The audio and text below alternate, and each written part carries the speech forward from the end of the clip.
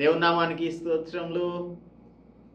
Morning మెడిటేషన్లో మిమ్మల్ని అందరినీ కూడా ఈ విధంగా కలుసుకోవడం మాకెంతో సంతోషకరం. దేవుని యొక్క మహాకృప చొప్పున reformed church international YouTube channel ద్వారా ప్రతి ఉదయకాలమందు మీకు దైవవాక్యమును అందించడానికి దేవుడు మాకు అనుగ్రహించిన తరుణమును బట్టి దేవునికి కృతజ్ఞతాస్తుతులు చెల్లించుచున్నాం. ఈ ఉదయకాలమందు దేవుని యొక్క మాటలను ధ్యానం చేయడానికి ముందుగా ప్రార్థించుకుందాం. Let us pray. పరిశుద్ధుడా, మా ప్రియ ప్రభువా, మా రక్షక, ఈ ఉదయకాలమందు మీ పాదముల చెంత మేము మరియ వలె మీ మాటలను నేర్చుకోవడానికి వచ్చి ఉన్నాము. Let us not be distracted like Martha, who was indulging herself in doing things other than listening to you, Lord. కనుక మీ కుమారును యేసు ప్రభు వారి గృహమునకు వచ్చినప్పుడు ఏ విధంగా అనేకమైన పనులను పెట్టుకొని డిస్ట్రాక్ట్ అయిపోతూ ఉందో మార్త, ఆ విధంగా కాకుండా కాన్సన్ట్రేట్ చేస్తూ ఏకాగ్రత కలిగి మీ మాటలను వినుటకు, దానిని హృదయంలో భద్రపరుచుకొనుటకు మా ప్రియులకు మాకు సహాయము అనుగ్రహించమని మీ కుమారుడు మా రక్షకుడు అయిన యేసుక్రీస్తు పరిశుద్ధ నామంలో ప్రార్థిస్తున్నాం తండ్రి, ఆమేన్. ప్రభునామంలో మీ అందరికీ కూడా వందనాలు చెల్లిస్తున్నాను. దేవుని యొక్క మాటలను ఈ విధంగా మనం ధ్యానించుకునే భాగ్యాన్ని దేవుడు మనకు అనుగ్రహించారు. అందును బట్టి దేవునికి కృతజ్ఞతాస్తుతులు చెల్లిస్తున్నాము. తండ్రి కుమారునికి చేయుచున్న 7వ ఉపదేశం సామెతల గ్రంథం 4వ అధ్యాయంలో మనం ధ్యానం చేస్తున్నాం. Versus 20-27 onwards. ఇప్పటి వరకు మనం ధ్యానం చేసినటువంటి వచనములు 23 వరకు చేసాం. 20, 21, 22, 23. 23లో నీ హృదయంలో నుండి జీవధారలు బయలుదేరును, కాబట్టి అన్నిటికంటే ముఖ్యంగా నీ హృదయమును భద్రంగా కాపాడుకొనుము అని తండ్రి కుమారునికి ఉపదేశం చేస్తూ ఉన్నాడు. So we must post a sentry at the door of our hearts. ఇప్పుడు పోలీస్ స్టేషన్స్లో ఖైదీలందరూ ఉంటారు. వారిని ఒక రూమ్లో పెట్టి ఆ రూమ్లో రూమ్కి బయట ఒక సెంట్రీ ఉంటాడు. ఆ సెంట్రీ ఎప్పుడు కూడా కాపలా కాస్తూ ఉంటాడు. అతని బాధ్యత అది, ఆ ఖైదీలు ఎవరు కూడా పారిపోకుండా ఉండటానికి. అందుచేత మనం కూడా ఏం చేయాలంటే జాగ్రత్తగా భద్రంగా కాపాడుకోవాలి అంటే we must post a sentry at the door of our hearts. పరిశుద్ధ గ్రంథంలో అనేకమైన హెచ్చరికలు, హృదయమును గురించినటువంటి హెచ్చరికలు ఉన్నాయి. ఒకవేళ మన హృదయం కఠినమైన హృదయంగా ఉంటుందేమో జాగ్రత్తగా చూసుకోవాలి. You will fall in to the calamity of sin అని 28th చాప్టర్లో సోల్మన్ చెప్తూ ఉన్నాడు. 14వ వచనం, 28వ అధ్యాయం 14వ వచనంలో, నిత్యము భయం కలిగి ప్రవర్తించువాడు హృదయమును కఠినపరుచుకొనివాడు కీడులో పడును. హృదయమును కఠినపరుచుకొనివాడు కీడులో పడతాడు అని చెప్తున్నాడు. అలాగే 21:4లో చూస్తే, 21:4లో సామెతల గ్రంథంలోనే 21:4లో చెప్తూ ఉన్నాడు, అహంకార దృష్టియు గర్వ హృదయము. ఇందాకేమో హార్డ్ హార్ట్ని గురించి చెప్పాడు, ఇప్పుడేమో ప్రౌడ్ హార్ట్ని గురించి.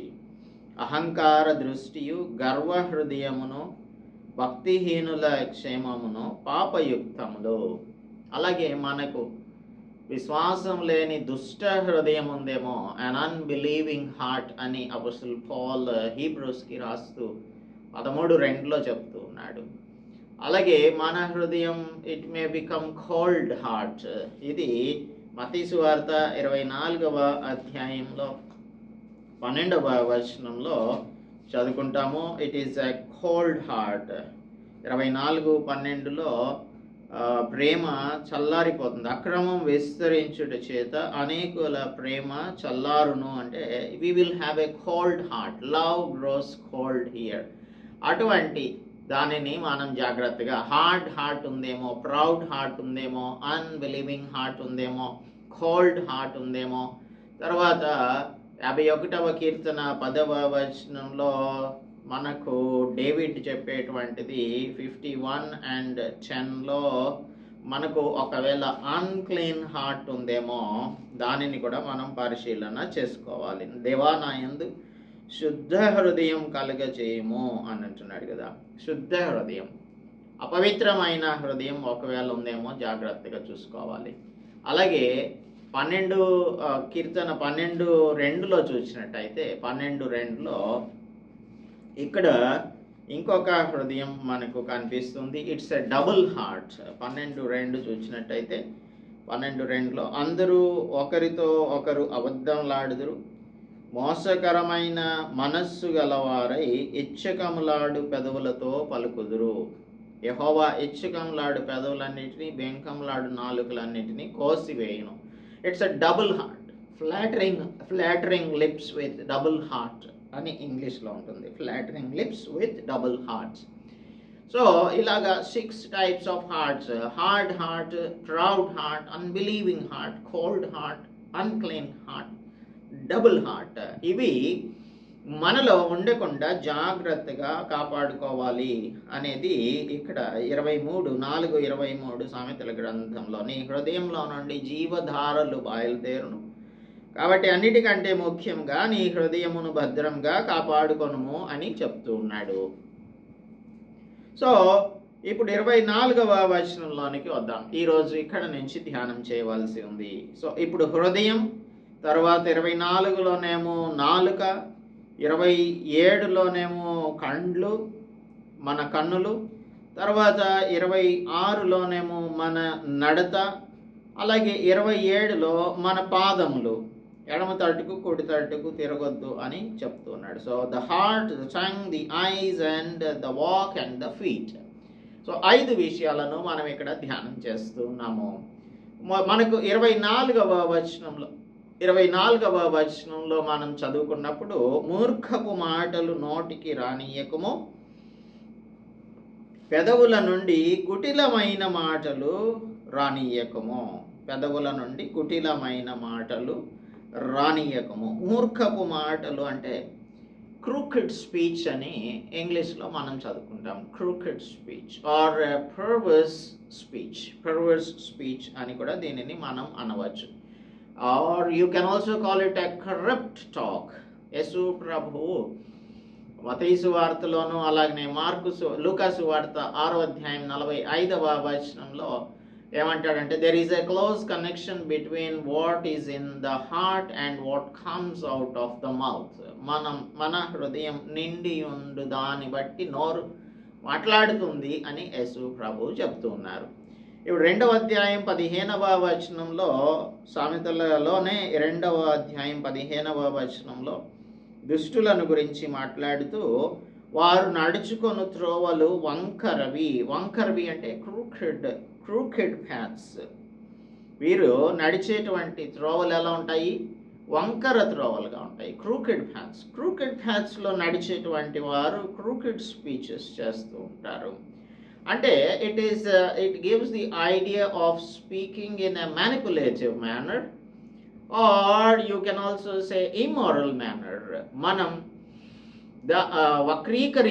మాటలను వక్రీకరించి మాట్లాడవచ్చు, లేదు అని అంటే అపవిత్రమైనటువంటి మాటలను కూడా మాట్లాడవచ్చు. You can also say devious talk అని ఉంటుంది కొన్ని వర్షన్స్ ఆఫ్ ద బైబిల్లో.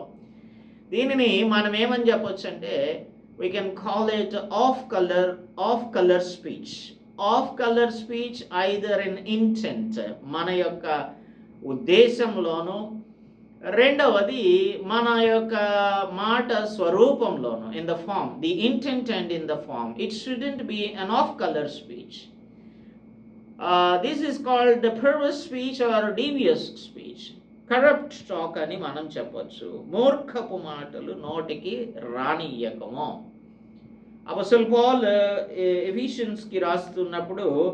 ఎఫీషియన్స్కి రాస్తూ చెప్తూ ఉన్నటువంటి మాట 4వ అధ్యాయం 25 నుంచి చెప్పేది. కాబట్టి మనం ఒకరికొకరం అవయములై ఉన్నాం కనుక మీరు అబద్ధమాడుట మాని ప్రతివాడును తన పొరుగువానితో సత్యమే మాట్లాడవలెను. సత్యం మాట్లాడాలి. కోపపడుడి కానీ పాపం చేయకుడి, అంటే కోపం పడకూడదు. సూర్యుడు అస్తమించే వరకు మీ కోపం నిలిచి ఉండకూడదు. అపవాదికి చోటు ఇయ్యకుడి. దొంగిలవాడి ఇక మీదట దొంగిలక అకరగలవానికి పంచిపెట్టుటకు వీలు కలుగు నిమిత్తం తన చేతులతో మంచి పని చేయుచు కష్టపడాలి. వినువారికి మేలు కలుగునట్లు అవసరమును బట్టి క్షేమాభివృద్ధికరమైన అనుకూల వచనమే పలుకుడి. వినువారికి మేలు కలుగునట్లు అవసరమును బట్టి క్షేమాభివృద్ధికరమైన అనుకూల వచనమే పలకాలి అని చెప్తున్నాడు. ఇంకా ఏం పలకకూడదు అంటే, దుర్భాష ఏదైనాను మీ నోటికి రానియ్యకుడి. దుర్భాష ఏది కూడా మీ నోట రానియ్యకుడి. 31 సమస్తమైన ద్వేషం, కోపం, క్రోధం, అల్లరి, దూషణ, సకలమైన దుష్టత్వం మీరు విసర్జించుడి. We must put aside falsehood, anger, and you should also keep your wrath. ఇంకా స్లాండర్ ఉండకూడదు, ఇతరులను దూషించకూడదు, అల్లరి ఉండకూడదు, సకలమైన దుష్టత్వం. ఇంకా మనం చూడాలి అంటే కొలసీయులకు రాస్తున్నప్పుడు అపోస్తలుడు పౌలు 3వ అధ్యాయం 8వ వచనంలో మన యొక్క మాట తీరు ఎలా ఉండాలి అనేది చెప్తున్నాడు. ఇప్పుడైతే మీరు కోపం, ఆగ్రహం, దుష్టత్వం, దూషణ, మీ నోట బూతులు అను వీటన్నిటినీ విసర్జించుడి. Put off anger, wrath, malice, blasphemy, filthy language అని చెప్తూ ఉన్నాడు. వీటన్నింటినీ కూడా విడిచిపెట్టాలి. అలాగే 4:6లోనికి వచ్చేసరికి ఇదే కొలస్సీయులకు రాస్తున్నప్పుడు ప్రతి మనిషినికి ఏ విధంగా ఉత్తరం ఇవ్వవలన మీరు తెలుసుకొనుటకై మీ సంభాషణ ఉప్పు వేసినట్లు ఎల్లప్పుడూ రుచిగలదిగాను కృపాసహితంగాను ఉండాలా. So it should be full of grace seasoned with salt.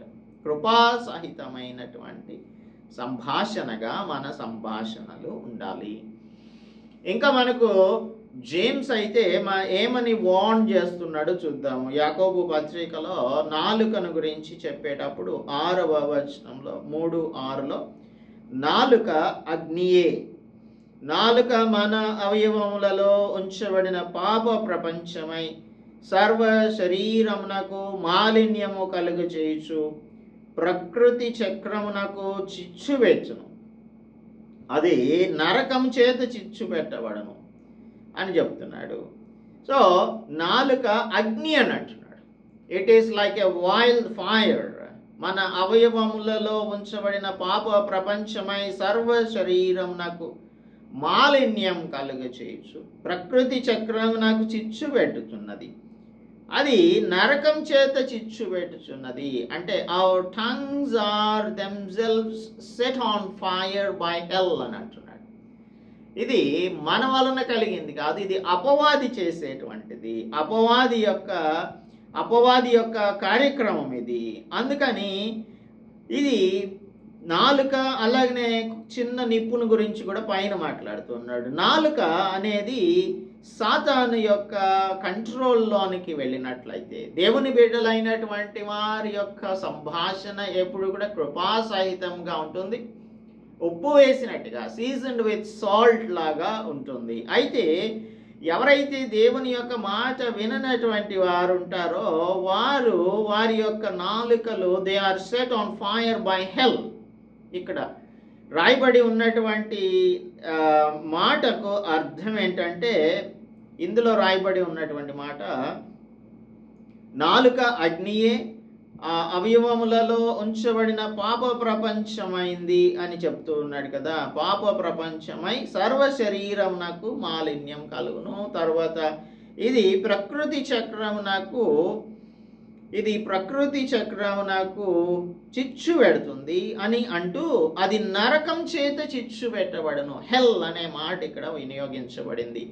ఇది గ్రీక్లో నుంచి డిరైవ్ చేయబడినటువంటి ఒక జెరూసలేంకి బయట ఒక వ్యాలీ ఆఫ్ హిన్నోమ్ అని ఉంటుంది, ఒక హిన్నోము లోయ. ఈ హిన్నోము లోయ అనేటువంటి దానిలో నుంచి దీనిని డిరైవ్ చేశాడు. నరకం అనేటువంటి మాట ఇక్కడ జేమ్స్ ఉపయోగిస్తున్నది. ఇదేంటంటే ఈ హిన్నోము లోయలో హ్యూమన్ సాక్రిఫైసెస్ని చేస్తూ ఉండేటువంటి వారు, అంటే మానవ బలులను అర్పిస్తూ ఉండేవాళ్ళు, నర బలులు అర్పిస్తూ ఉండేవారు.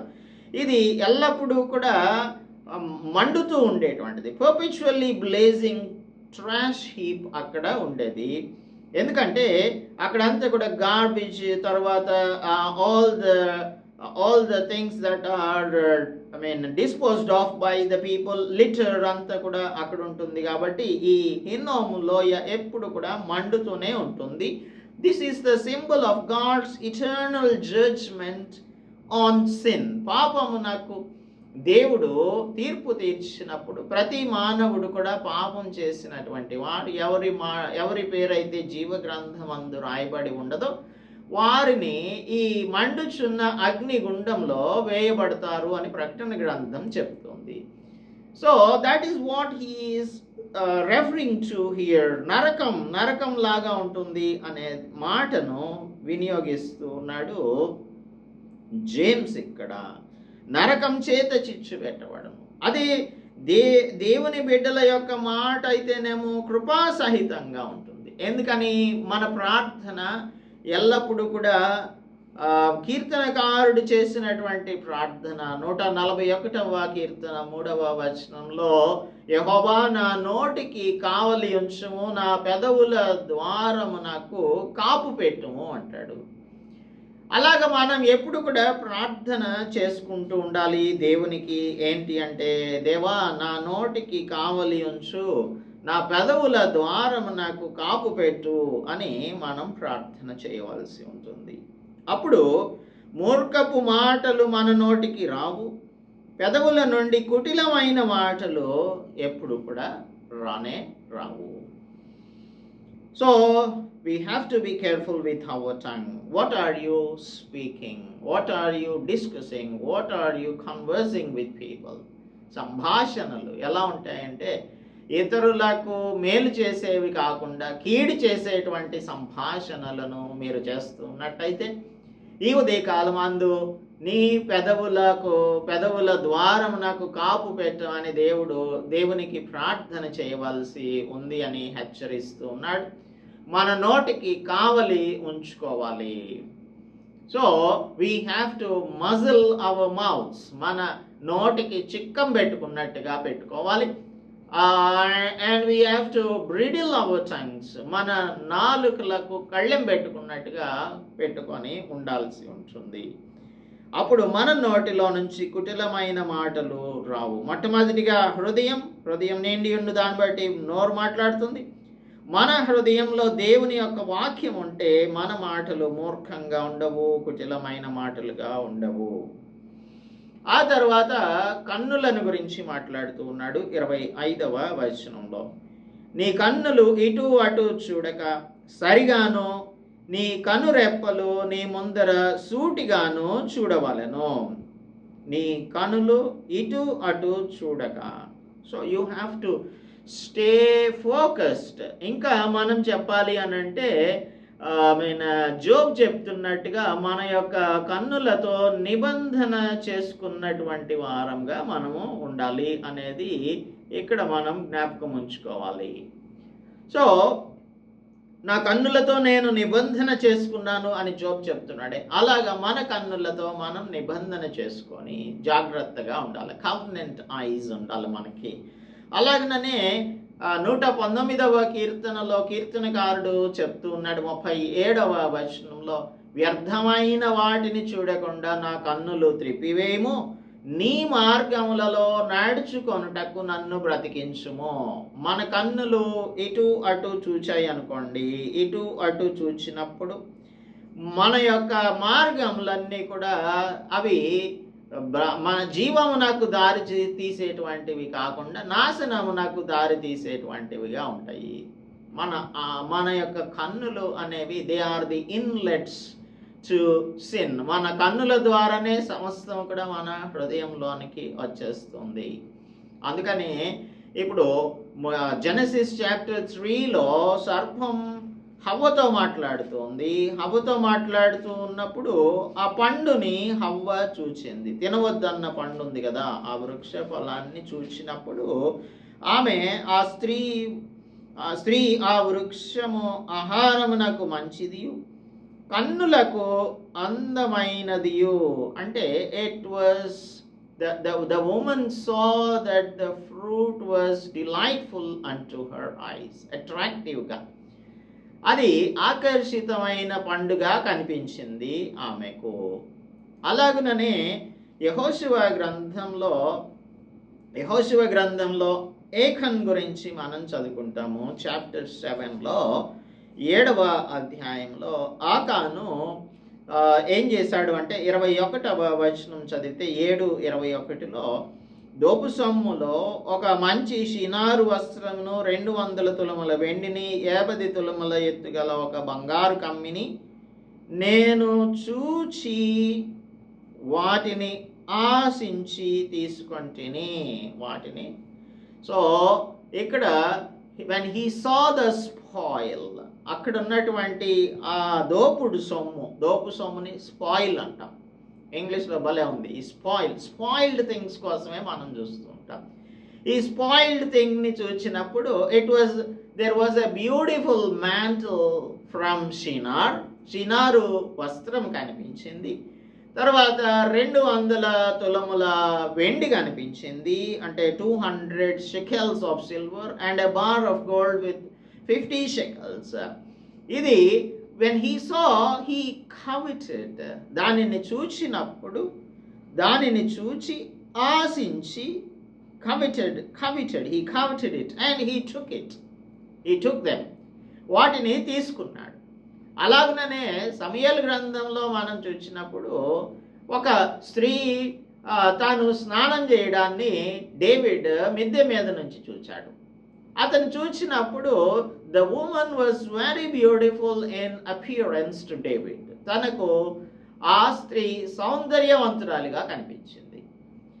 ఇలాగా మన యొక్క కన్నులు మనలను డైవర్ట్ చేసేవిగాను పాపంలో పడవేసేవిగాను ఉంటాయి. అందుకని జోబ్ మనకు చెప్పేటువంటి మాట, you have to make a covenant with your eyes. 31:1 of Job చెప్పేది, నా కన్నులతో నేను నిబంధన చేసుకున్నప్పుడు మనం అనవసరమైన విషయాలను చూడం, వ్యర్థమైన వాటిని చూడకుండా నా కన్నులు త్రిప్పివేయము అని అంటే దేవుడు మన కన్నులను త్రిప్పివేస్తాడు. ఇప్పుడు డేవిడ్ దానిని చూడడాన్ని బట్టి తర్వాత చేయవలసినటువంటిది తన యొక్క హృదయంలోనికి వచ్చేసింది అపవిత్రత. ఆ అపవిత్రతను కొనసాగించవలసి వచ్చింది. అది ఎక్కడి వరకు తీసుకెళ్ళిందంటే తన జీవితంలో, తన కుటుంబంలో ఎన్నో కెలామిటీస్ని అది తీసుకొని వచ్చేసింది. తన అన్నదమ్ముల, తన కుమారుల మధ్యనే డిస్టర్బెన్సెస్ వచ్చేసాయి. తర్వాత కుమారుడే ఎదురు తిరిగాడు. ఈ విధంగా పరిస్థితులన్నీ కూడా మారిపోవడానికి తాను చూచి చేసినటువంటి అపవిత్రమైన కార్యం వలన. అందుకే మనం ఏం చేయాలంటే, one thing we should do, as Apostle Paul says in the book of Philippians chapter 3 verse 13, forgetting what lies behind and reaching forward what lies ahead. అలాగనే మనం పాల్ని ఎగ్జాంపుల్గా తీసుకోవాల్సి ఉంటుంది. మన ముందున్న వాటి వైపు చూస్తూ వెనుకున్న వాటిని మరిచిపోవాల్సి ఉంటుంది. అయితే జెనసిస్ చాప్టర్ 19లో మనం చూసాము, Lot and his wife were going out of Sodom and Gomorrah. బయటకు పారిపోతూ ఉన్నప్పుడు వెనక్కి తిరగొద్దు అని చెప్తే వెనకకు తిరిగి చూసింది. మనం వెనకకు తిరిగి చూడకుండా మనం ముందు వైపు, fixing our eyes on Jesus, the author and the finisher of our faith. మన విశ్వాసమునకు కర్తయు దాని కొనసాగించువాడునైన యేసు వైపు చూచుచు అని హెబ్రీయులకు రాసిన పత్రికలో మనం చదువుకున్న రీతిగా అటు ఇటు చూడకుండా, మన కన్నులు అటు ఇటు చూడకుండా, నీ కన్ను రెప్పలు నీ ముందర సూటిగాను చూడవలెను. సూటిగా చూచేటువంటి వారంగా మనం ఎప్పుడు ఉండాలి అనేది ఇక్కడ మనకు దైవవాక్యము తెలియజేస్తుంది.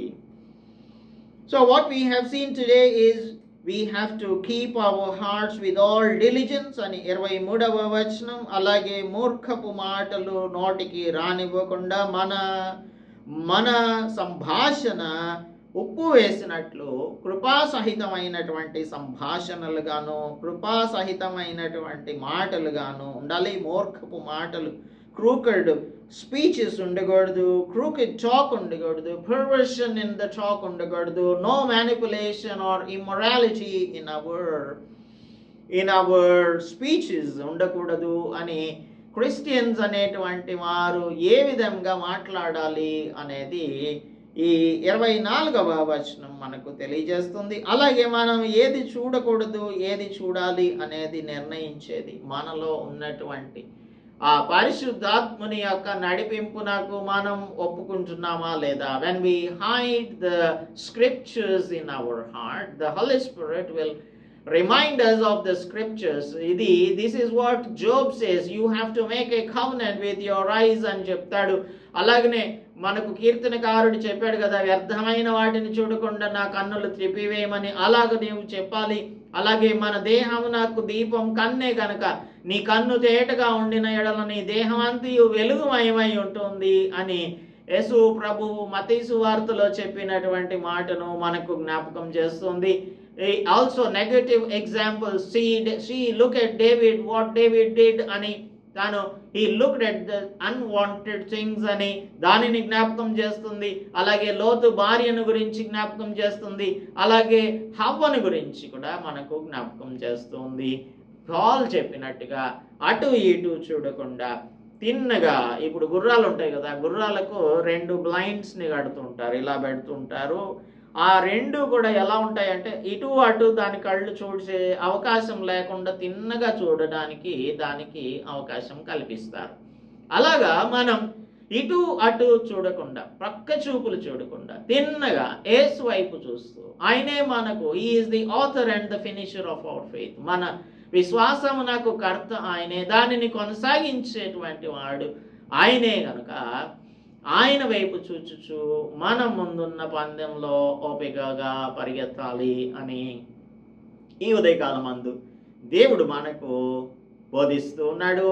We will continue the remaining 2 verses tomorrow. Let's pray. పరిశుద్ధుడా, మా ప్రియ ప్రభువా, మా దేవా, మా రక్షక, ఈ ఉదయకాలం మందు మా హృదయమును మేము ఏ విధంగా భద్రం చేసుకోవాలి, మా నోటి మాటలు, మా టంగ్స్ ఏ విధంగా మాట్లాడాలి, మా నోరు ఏ విధంగా ఎటువంటి వచనాలను పలకాలి అనే దానిని మాకు సెలవిచ్చి ఉన్నారు. ఇతరులకు మేలు చేసే విధంగానే మేము మాట్లాడాలి, కానీ కీడు చేసే విధంగా మాట్లాడకుండా ఉండునట్లు మాకును మా ప్రియులకును కృప చూపించండి. అదేవిధంగా నాయన, మేము చూసేటువంటి మా కన్నులు ప్రభువా, they are the inlets of sin, కాబట్టి మేము చూచేటువంటివన్నీ కూడా మా హృదయంలోనికి చేరుతున్నాయి. కాబట్టి పాపపు సంబంధమైన వాటిని, వ్యర్థమైన వాటిని మేము చూడకుండా మా కన్నులను మీరు త్రిప్పివేయవలసిందిగా ఎల్లప్పుడూ మేము ప్రార్థించుటకు సహాయమును అనుగ్రహించమని వేడుకుంటున్నాము. వ్యర్థమైన వాటిని చూచినప్పుడు వ్యర్థమైనటువంటి పనులు చేసిన డేవిడ్ని కూడా మాకు జ్ఞాపకం చేస్తున్నారు. అందుచేత ప్రభువా, పరిశుద్ధ గ్రంథంలోనే కాదు, మా ఈ స్క్రిప్చర్ అంతటిలో కూడా ఒక బ్యాడ్ ఎగ్జాంపుల్ లాగా తాను చేసినటువంటి ఈ కార్యం ఉండిపోయింది. అలాగ మేము చేయకుండా ఉండినట్లు మమ్మలను సరిచేసి మేము మా చూపులు, మా మాటలు, మా హృదయము అన్నీ కూడా మీకు ఎల్లప్పుడూ కూడా అర్పించి సమర్పించి దాని ప్రకారంగా మీ కంట్రోల్లో జీవించినట్లు మాకు కృప దయచేయమని క్రీస్తు యేసు పరిశుద్ధ నామంలో ప్రార్థిస్తున్నాం తండ్రి, ఆమేన్. దేవునామానికి స్తోత్రం. అందరికీ కూడా వందనాలు చెల్లిస్తున్నాను. మన తండ్రి అయిన దేవుని యొక్క ప్రేమ, ప్రభువైన యేసు క్రీస్తు కృప, పరిశుద్ధాత్మ నిత్య సహవాసం ఇప్పుడు ఎల్లప్పుడూ మనకు తోడై ఉండి మన హృదయములను భద్రంగాను, మన కన్నులు అటు ఇటు చూడకుండాను, మన నోటి మాటలు కృపాసహితమైనవిగాను ఉండునట్లు దేవుడు ఆశీర్వదించును గాక. ఆమేన్.